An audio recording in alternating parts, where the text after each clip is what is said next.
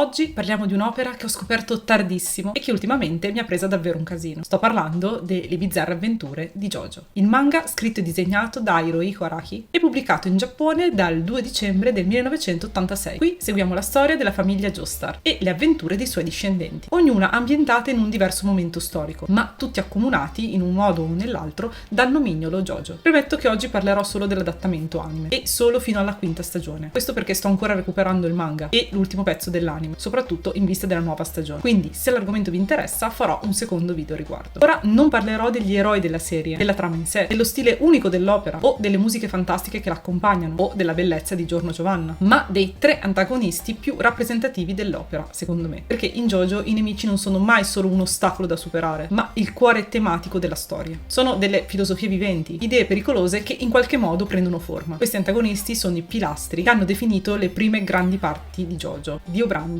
Kira e Diavolo. Ognuno di loro rappresenta un archetipo di malvagità unico, che ha trasformato non solo la vita dei protagonisti, ma anche l'idea stessa di cosa significhi essere un nemico. Attenzione, perché da questo momento in poi il pericolo spoiler è altissimo. Aspetto qualche secondo e poi iniziamo. Partiamo dal mio preferito, Diobrando. Quando si pensa a Diobrando non si pensa a un cattivo, ma al male puro. La sua storia inizia nella Londra vittoriana, dove a causa di un'infanzia misera e violenta sviluppa un odio profondo e viscerale per l'umanità. Dio non cerca semplicemente di diventare il più forte, vuole rifiutare la sua stessa natura per trascenderla. E infatti ci viene presentato subito così. In una delle prime scene in cui compare, scende dalla carrozza davanti a casa Joestar e quando Danny, il cane di JoJo, gli corre incontro per fargli le feste, lui gli tira subito un calcio nel muso. A ogni puntata la sua sete di potere lo conduce verso una filosofia sempre più egoistica, dove ogni mezzo è giustificato per raggiungere i suoi scopi. È spinto da un'arroganza senza limiti e da un totale disprezzo per la compassione, che considera una debolezza. In Phantom Blood, Diobrando usa la maschera di pietra per trasformarsi in un vampiro, ottenendo forza e immortalità. Quindi diventa presto una creatura che si oppone con violenza e intelligenza al protagonista, che qui è Jonathan Joestar. E nonostante la sua apparente sconfitta alla fine della prima parte, il suo spirito maligno sopravvive. Dio ritorna in Stardust Crusaders come una forza quasi cosmica e controlla una vasta rete di seguaci, e con il nuovo potere derivato da Ward, il suo stand. Il potere di fermare il tempo per diversi secondi è l'espressione perfetta della sua megalomania, il desiderio di controllare tutto, anche la realtà stessa, per imporre la sua volontà sul mondo. La sua influenza si farà sentire per tutte le parti della serie, almeno fin dove sono arrivata, ed è per questo motivo che io lo apprezzo così tanto. Il secondo antagonista è Kira, cattivo principale della quarta parte, Diamond is Unbreakable. Ecco, se Dio era il male assoluto, Kira è l'opposto. È il male quotidiano che si nasconde tra noi. Kira non vuole regnare, non vuole potere. La sua unica ambizione è vivere una vita tranquilla. Ma questa ambizione ha un costo, quello di nascondere le proprie compulsioni omicide. Kira, infatti, è un serial killer che si muove nell'ombra della pacifica cittadina di Morio. A differenza di altri cattivi di JoJo che sognano di dominare il mondo, Kira è un maestro del mimetismo sociale. Il suo aspetto è ordinario, i suoi modi sono impeccabili e la sua vita è in apparenza noiosa. Ma in realtà Kira è un serial killer, una vera e propria ossessione per le mani femminili, cosa che lo spinge a uccidere giovani donne e tenersi le loro mani come feticci con cui, diciamo, da annusare e coccolare finché non marciscono. Si tratta di un mostro che potrebbe essere il tuo vicino di casa simpatico, indistinguibile da qualsiasi altra persona. Questa è la sua forza, ma anche la sua più grande debolezza, perché lo costringe a un gioco costante di inganni per non essere scoperto. Il suo stand ha diverse capacità, tra cui trasformare ogni cosa che tocca in una bomba, che fa dissolvere istantaneamente la vittima, e questa è un po' l'espressione della sua doppia vita. Un uomo normale in superficie che in qualsiasi momento può sfociare in un'esplosione di violenza. Ma l'abilità più potente, e quella che, come avrete capito e come vedrete, accomuna questi cattivi, è la manipolazione del tempo. Killer Queen infatti permette a Kira di creare un anello temporale di un'ora,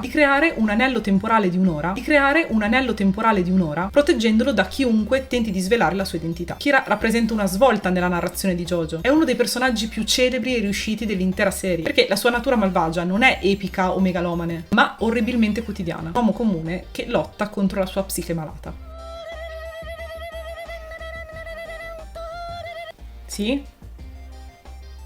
Sì, adesso parlo anche di lui, ok, va bene. Se parliamo di disturbi della personalità, dobbiamo per forza citare Diavolo, antagonista principale della quinta parte di JoJo, e cioè Golden Wind. Diavolo è il capo dell'organizzazione mafiosa italiana Passione, la cui identità rimane segreta per quasi tutta la storia. Sappiamo che ha una doppia personalità, che il suo alter ego si chiama Doppio, con cui comunica tramite chiamate mentali. Sappiamo che viene dalla Sardegna, e veramente poco altro. È un personaggio unico e inafferrabile, cui terrore non deriva dal suo desiderio di potere, ma da una patologica ossessione per la segretezza. La sua intera l'intera esistenza è costruita intorno al suo più grande timore, il passato. Il diavolo vuole cancellare la sua stessa storia, la sua identità e ogni traccia della sua vita. A differenza di altri cattivi che cercano il dominio del mondo, lo fa anche lui, uno degli obiettivi principali di Diavolo è eliminare ogni traccia del suo passato per vivere un'esistenza priva di identità. È spinto da un'estrema paranoia, dal terrore che la sua storia possa tornare a tormentarlo. Questa paura lo ha reso un maestro nel manipolare persone e situazioni. Il suo stand, King Crimson, incarna perfettamente la sua psiche contorta e il suo bisogno di controllare il tempo e lo spazio per difendersi dal passato. La sua abilità è quella di cancellare un intervallo di tempo nel tempo e durante questo periodo nessuno può agire o percepire ciò che accade, tranne ovviamente Diavolo. Questo si unisce alla sua abilità di prevedere il futuro con precisione quasi assoluta, capacità che gli permette di anticipare ogni mossa dei suoi nemici, ma ciò non gli impedisce di fare una fine spaventosa, forse la più crudele di JoJo per adesso. Questi tre antagonisti definiscono la serie e in qualche modo la spingono ad evolversi. Sono loro a trasformare ogni avventura in un'indagine. Le loro intenzioni così differenti sono il motore di ogni storia. Sono le loro filosofie contorte, le loro ossessioni e desideri distorti a rendere le bizzarre avventure di JoJo un'opera davvero particolare. Ci insegnano che il male non ha un solo volto, ma si manifesta con tantissime e a volte incredibili sfumature. Se il video vi è piaciuto lasciate un mi piace, un commento e iscrivetevi al canale. E se siete ancora più curiosi venite a cercare su Facebook, Instagram, TikTok o sul mio blog villanorespace.it. Come sempre trovate tutti i link in descrizione.